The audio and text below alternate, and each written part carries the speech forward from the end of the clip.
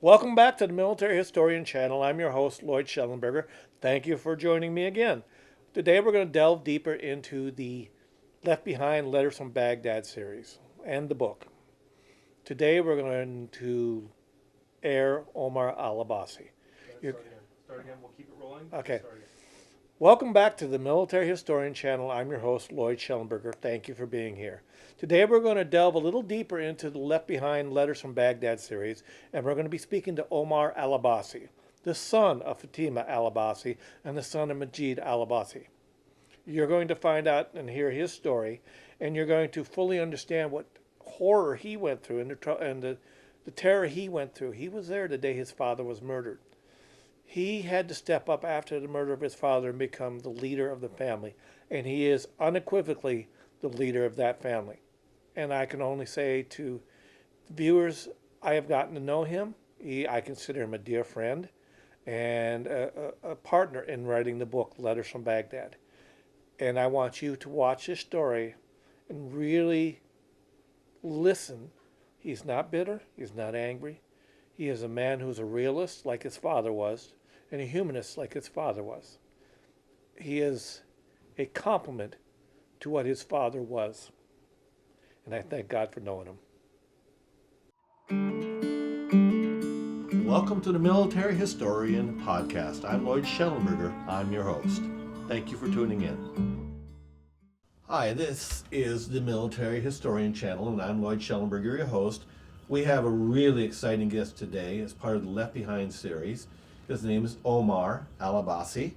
He has a story I think every American should listen to. It is perhaps one of the most moving stories I've ever heard, and I'm not going to waste any more time. I want to get right to him. Hi, Omar. How are you doing today? Oh, wonderful today.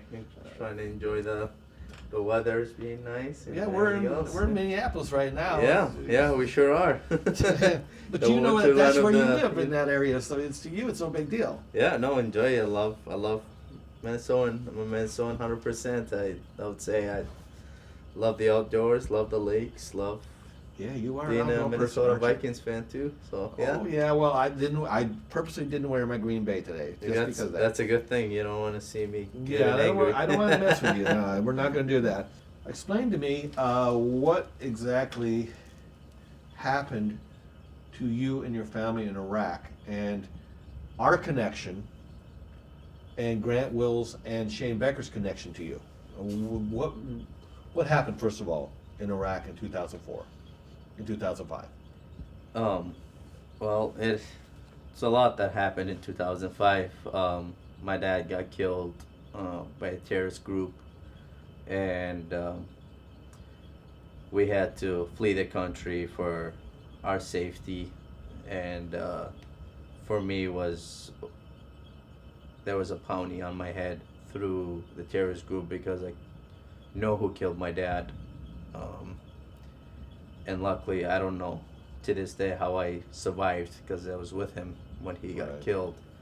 But luckily, amazing military group that Shane and Grant were part of, and Shane was Dad's best friend and was able to support us and get us out of the country as fast as they can, and getting over to the green zone, which you come in and were there with us. Pomeroy. Yep.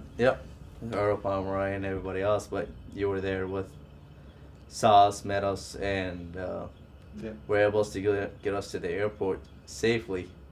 You know, that was learning since we were in. Yes. Yeah. That was not a fun day. No, that was a very traumatic day for my mom and I. I mean, They we were. refused to give up even on your way out, which I There could was. not believe. I like I said, it is crazy to think about. How am I still alive? How am I still doing what I'm doing? And I think there's like we talked about earlier, there's a higher power. I'm meant to be here, meant to serve my duties, meant to be, have a wife, have kids, and have the life that I have, which I call it. People make look at me and they're like, okay. I said, I'm living the American dream right now. And because what happened in 2005, meeting you, having Shane and Grant do whatever they can in their power to get us here, and they did that. And I'm thankful for that. We're thankful for you being here.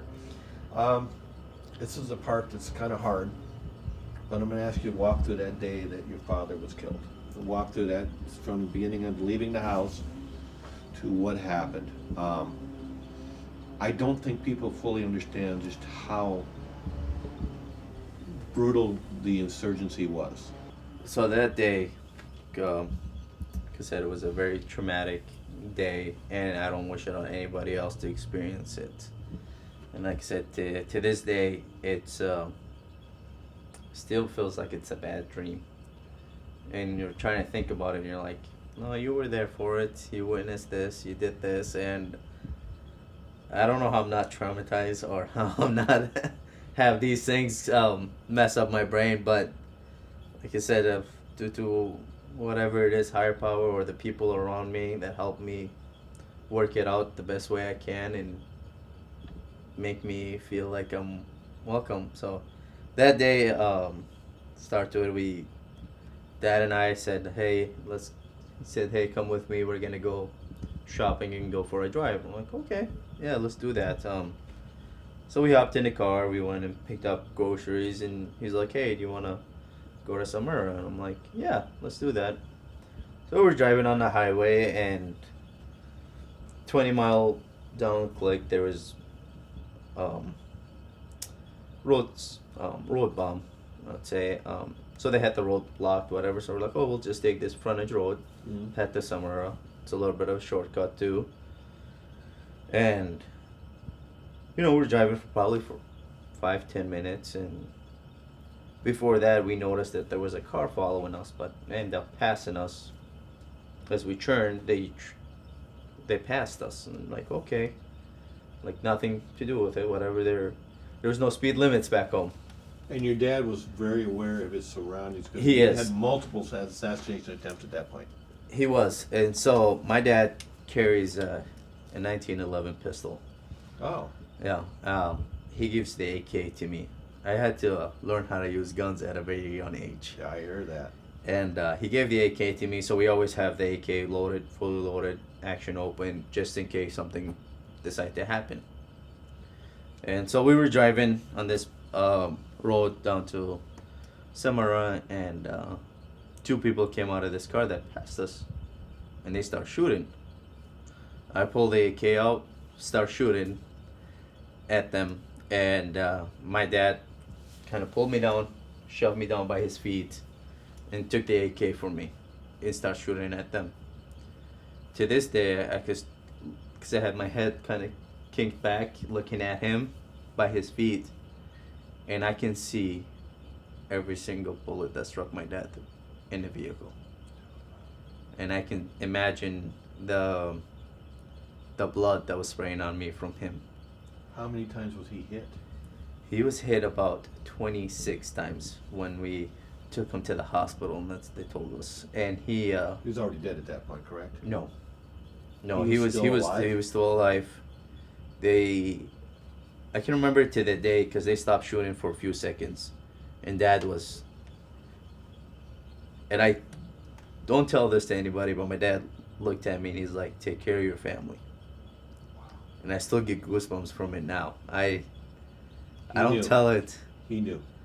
I still, every time I say that, and I've only said it to one person, was my wife. And he looked down at me and he says, "Take care of the family." And then he fell over top of you to cover you, didn't he? His leg was, so the blood, he got shot in the thigh and the blood sprayed on my face. And they pulled him out of the car and shot him in the head right in front of me. I don't know how I'm alive to this day. I don't know. They could have easily shot me there. I know I was frozen. And so they pulled out, did their, shot him in the head and shot him a couple more times. And No, I knew exactly who did it because my eyes were wide open, but I don't know if they thought I was dead. Were you looking out at the? I was looking at Dad like this as he was sitting in the driver's seat, was in the passenger seat. It's a single cab Silverado. Wow. Looking at him, and they pulled him out of the car, dragged him out, shot him in the head, and because of all the blood on me, they thought I was dead.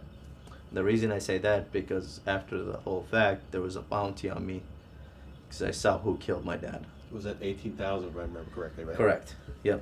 So that's kind of the whole continue of the story. And then I got out of the car as they left, was able to move. And You knew he was dead when you looked at him.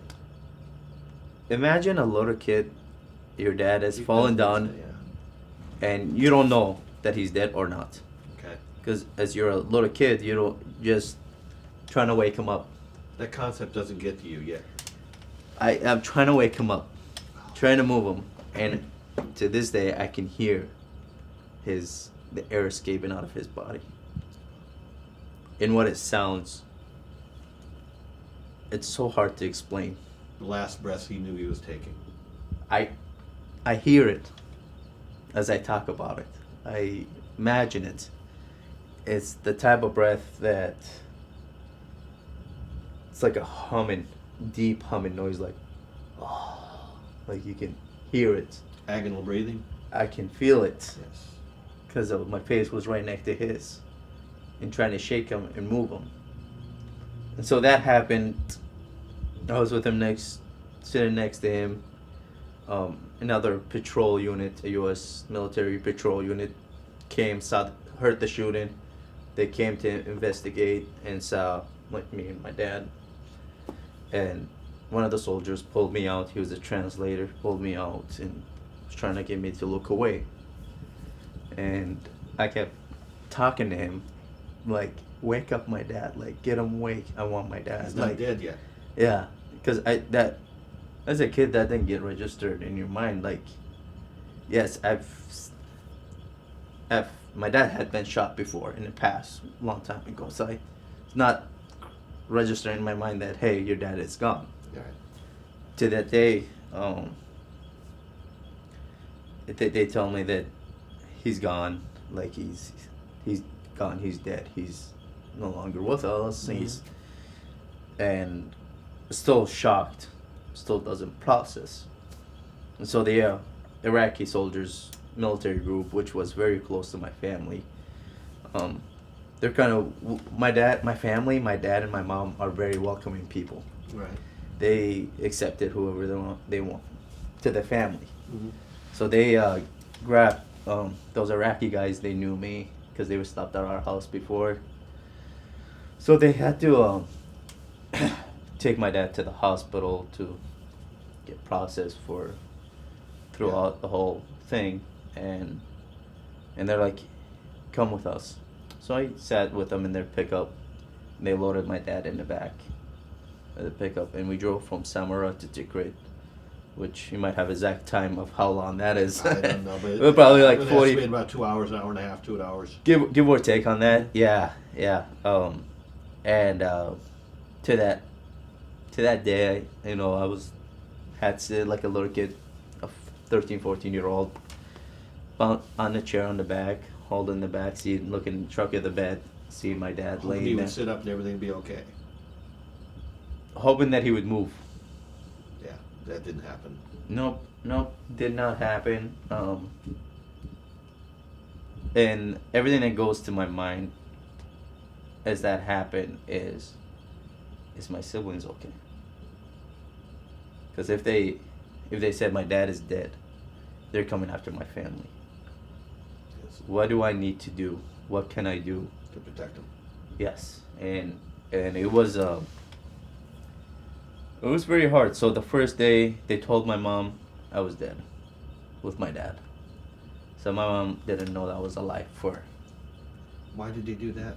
They didn't know. On the radios they said Majeed and his son are dead. Wow. And so mom and my siblings thought I was dead. And you're close to your mom. Very. My mom and I are. There's nothing in the world that could separate us. I would give my life to my mom if I can. My mom is heaven for me.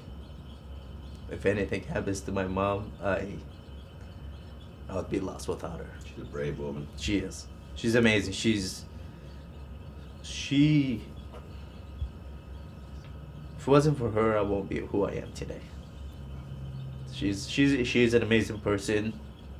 Her and I, so continue to that. With mom. So we get to 10th grade, and they told us we dropped out at the hospital. They processed him, and the soldiers took me back. To my mom. And that night, I got to see mom. I mean, she was crying. She didn't know I was alive and there's more stories of my siblings telling you how that process goes because I wasn't there for her. Right. But yeah, no, she was.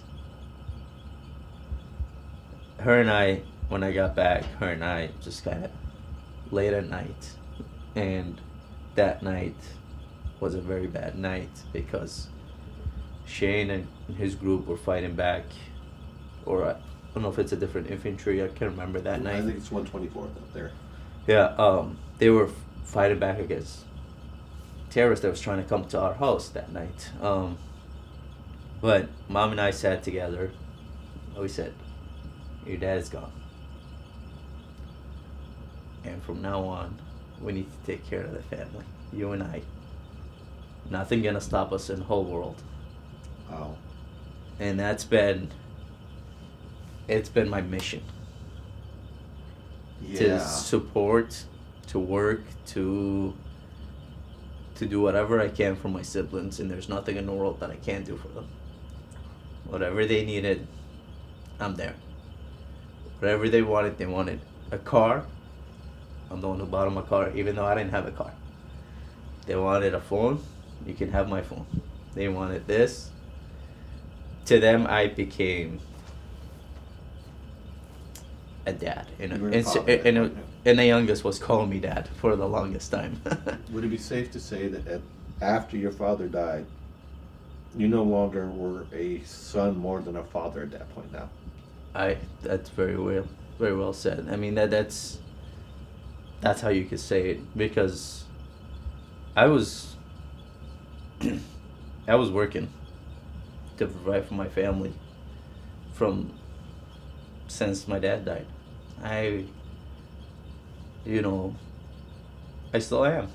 In a ways, not saying that they give them money or anything. They can provide for themselves, and my siblings are very well smart, very well talented, very hardworking. But you were a leader. I saw that the night I met you guys. Your relationship changed with your siblings that night, and from that point on, because you had to take on a different role, right? Right. It has changed. My siblings and I relationship has been different throughout our life. Even when Dad was around. I was, as the oldest back home, you tended to be, if Dad's gone, you're in charge. And that's how I grew up. And to think about it, there is a lot of pressure on that person to make sure family's safe, to make sure the family has food, to make sure everybody has food. Right. And that's why I end up working with Dad and trying to provide for the family. That's how I'm raised. That's what I need to do, and I grew up working with Dad. I never went to school as much as I'd like to because Dad always needed help to provide for the family, and I was there. And my relationship with my, back home we have different ways to discipline kids. And when Dad would discipline the youngest ones, I would step in and push Dad. It's my fault, it's not theirs. So as we grow up, my siblings and I always have that bonding relationship since they were youngest. You're their father, a protector, a whole other list of things. Yeah, and I'm very proud of my siblings. There's beyond words that how proud I am, each and one of them, and what they overcome and what they're currently seeing them grow. What are their names? Tell me all their names. Youngest one, we call her April, and she's named after one of the soldier Attending nurses, yes. attendant nurses. And earlier a question was asked to me, what made you feel like these soldiers are part of your family? Like, as we were walking around talking to different guys, and I said, the first thing that I felt like comfortable with them, when they got over to our house, they weren't on their guns. They weren't on patrol. They had their armor down. They had their guns put aside. They were playing with us. We felt like they were part of our family. And when the nurse would check on mom, it felt like she cares about my mom. And so that's why we named her April, which her name is Zahra. And the second youngest one is Esra. And we have Thar, and his name stands for revenge. Okay. And we have Z, we call him Z, short for Zuhair. We have Ahmed, and my sister, and then me, Omar. Okay. So, yeah. You got a big family. I do. Yeah, and I do. And if it wasn't for, I don't know, I think I take, they give me a lot of credit, my siblings and my family does, for doing what I did. And they say you sacrificed a lot, and I said, I didn't do it alone. Right. We all sacrificed a lot. Your mom was, from what I read of her, was incredible. She is. She told, and she from what and correct me if I'm wrong, what I read about her, she literally worked herself almost to death to provide for everybody. She did. She has a pacemaker now. Yeah. Yeah, she had heart problems. I mean, she had 2 shifts at one time, and at home, it would be me and my sister taking care of the youngest ones. We would sit down, do homework with them, or sit down or do other stuff with them. We stepped up. We all stepped up. I can't take all the credit, that I was there. I was their provider. No, everybody stepped up, which is the kids' behaviors. They all were wonderful. They didn't act out. They didn't do anything. We're all very close family to make us like, hey, you'll be all right. Right, and we got to work together here. Yeah, and everybody worked together, chasing that dream, and took us some time, but we did get it. How did Grant Wills, Angie, Shane Beckert, and Melissa? How did they impact you as with their influence on you? What kind of influence did they have on you? So Shane and Grant, and Melissa, I see him as, Shane was Dad's best friend. Shane was the person who met Dad on the side of the road, Yeah, when he found he had an AK-47 in his truck, and your dad told him, "I have to have one, considering where we're at." Yeah. Relax. Yeah, and Dad was amazed by that duct tape, work, because we didn't have duct tape back home. So imagine what the duct tape could do. Yeah. And he was amazed, and Shane was able to help him didn't see him as an Iraqi bad person. He saw a nice guy on the side of the road with his kids. Did he fix the truck for him that day? So the drive shaft fell off on the Silverado, and my dad had the U-joint on it. My dad had to put the U-joint back, duct tape it until he can get it home. It worked? And that duct tape held. So they fixed it on the side of the road, right? Yeah. Because if I remember correctly, he did not want to be out there after dark. Yeah, that's right. Yeah. So he drove back in his truck, and the guys followed him. Yeah. Make sure he got back, and then they fed you guys. You fed the guys afterwards. Yep. It's our appreciation. Hey, thank you for helping. my dad was saying like, hey, thank you for helping me on side of the road with my kids. Like, here's Wow. yeah, and that's how the relationship started. It's crazy, but yeah, I still laugh every time I would hold the duct tape in my hand. I I laugh because I'm like, You know, yeah, that's a yeah. secret that, yeah, once you figure that out, you don't need any tools. Yeah, as long as you got a duct tape and a hammer, that's all you need. That's all you need. Yeah. Well, I guess the biggest questions to me, and I think I already know this, but what's the most important thing to you? Family. Yeah, I figured that. There's nothing else in the world that's important to me as my family. You love your country though too, don't you? I love my current country. I got that about you. You I'm love America. like I said, some of my friends call me the Iraqi redneck, and the reason I love to hunt, fish, love the outdoors, love supporting my country any way I can, and I'm proud to be an American. And you're so proud to be an Iraqi too. I am. I'm proud. I'm proud enough to have it tattooed on myself. And you earned it. Yep. Like I said, chasing the American dream gave me what I have today, and I can't imagine myself not having that. I guess one of my questions that I would love the viewers to say, because we both know how you feel about the 141st Soldiers. Yeah. They stepped up when you needed them. But what would you like people to know about your dad and your mom? Mom and Dad, they didn't see the current soldiers as being the enemy of Iraq, like most families in Iraq has done that. Mm. They felt like those people,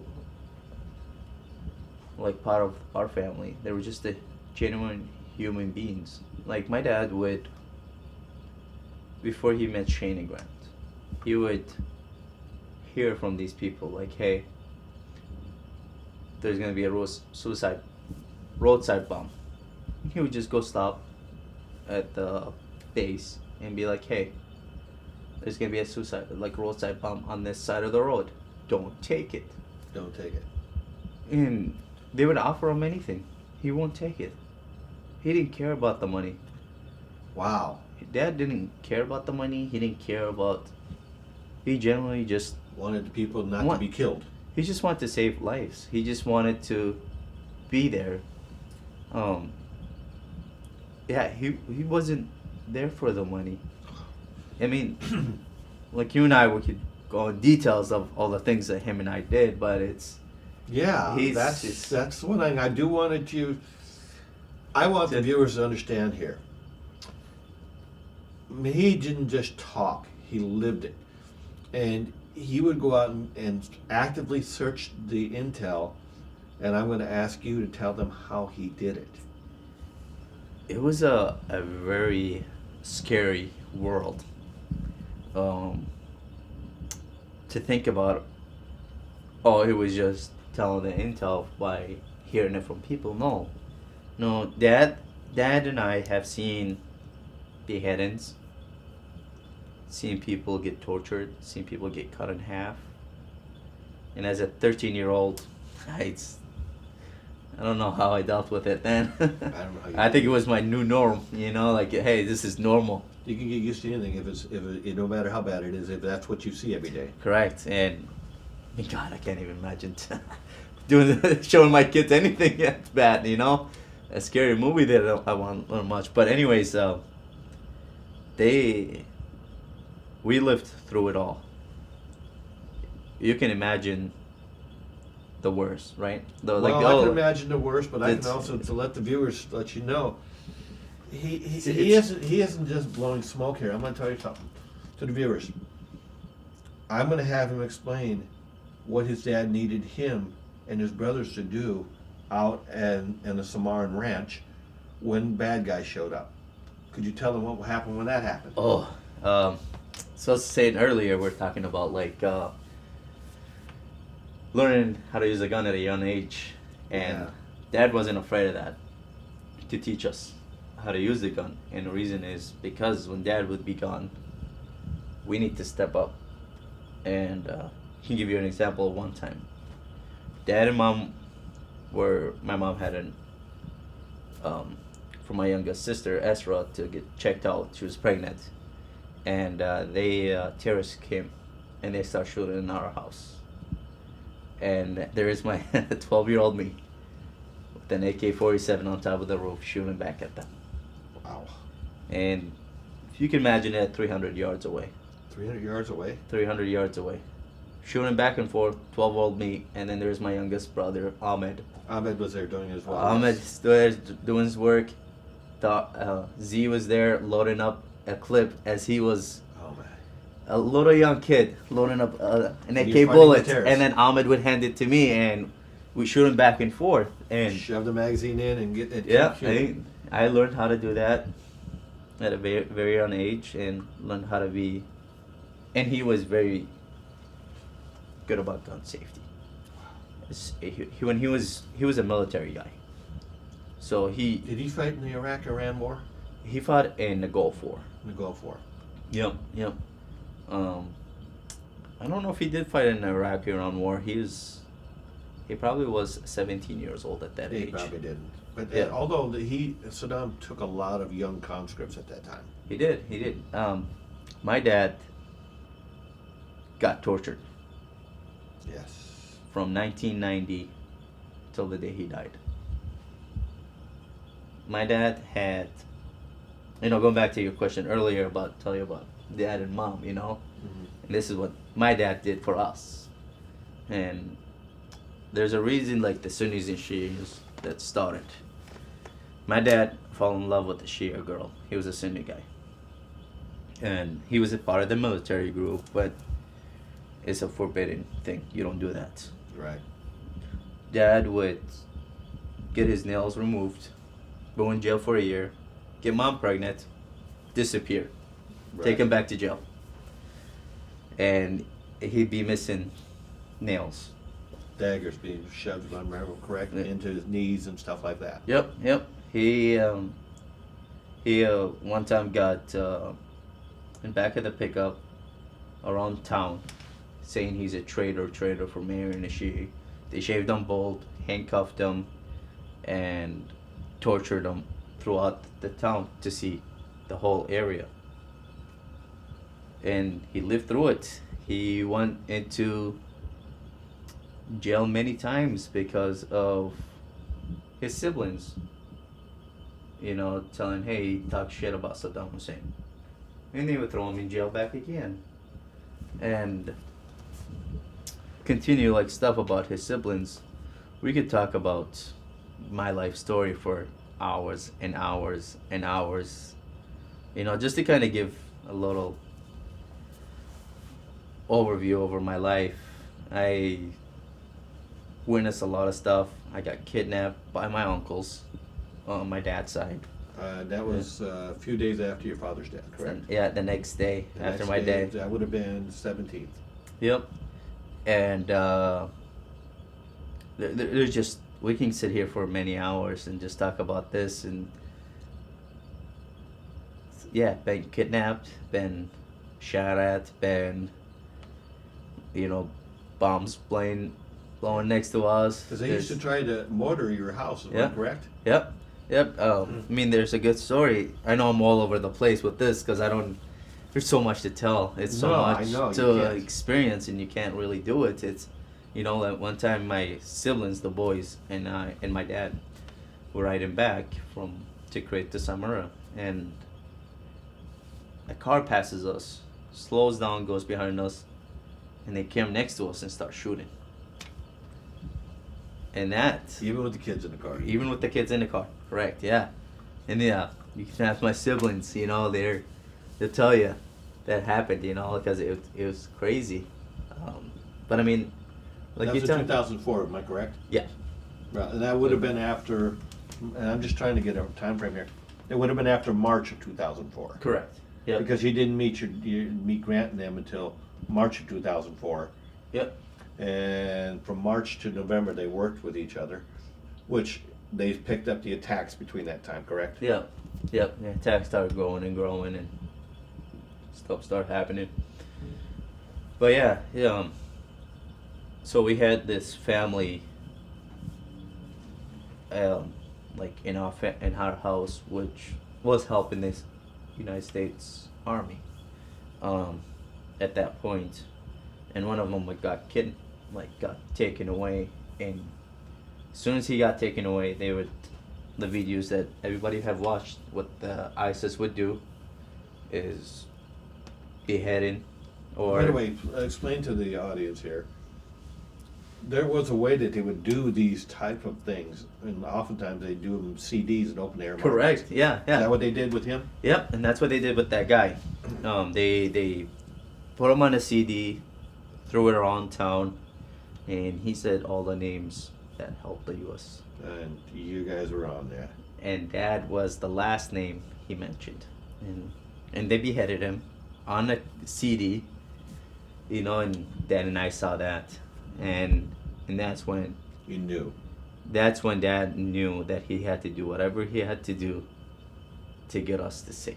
Get you out of the country. Get us because out of the They country. would never let you live. No, and he paid the price. Yes, he did. He did, and I'm Yeah. sorry about that because you were right in the middle of that when he paid it. yeah, it's a very hard world. It's a very, like I said, we could talk about this For hours. But hours and hours. You could I think the just- brutality of it is very obvious Yeah. for people. The other thing that I'm really picking up about you right now. First, I'm going to ask this question because this is really important. And it's important to everybody else. What do you want them to remember about your dad? I want him to remember. The first thing that comes to my mind is remember his smile. That's just like if I remember Dad, you know, like remember his smile. But I want him to remember as the best dad in the world. Did whatever he could with the little he had to help the U.S. Army, to help his family. That's all I want him to know about my dad. Whatever he did, he didn't care about money. He didn't care about the best car he can ride or the best clothes he can. He cared about saving lives and saving his family from worst case scenario. And I want my kids to know about him. I want my kids' kids to know about him, and I want the whole world to know about him because he'll always be a hero to me and to my family. Omar, I want to thank you for being with me today. I have one last final question. Are you happy with where you're at? You know, I'm living the American dream. Sums No. it at that. American dream. I could not be any happier. I have 3 kids pretty soon. I got a Congratulations. house. I have the best family around me. I have the best supports. My in-laws, my siblings, my brother-in-laws, and everybody else. Well, that's it for this particular episode of the Letters from Baghdad series, Left Behind.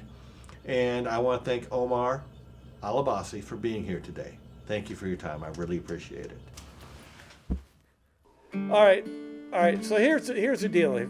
If you actually like and want to share these videos, I think you're supposed to hit the share and like button. Go ahead, hit it.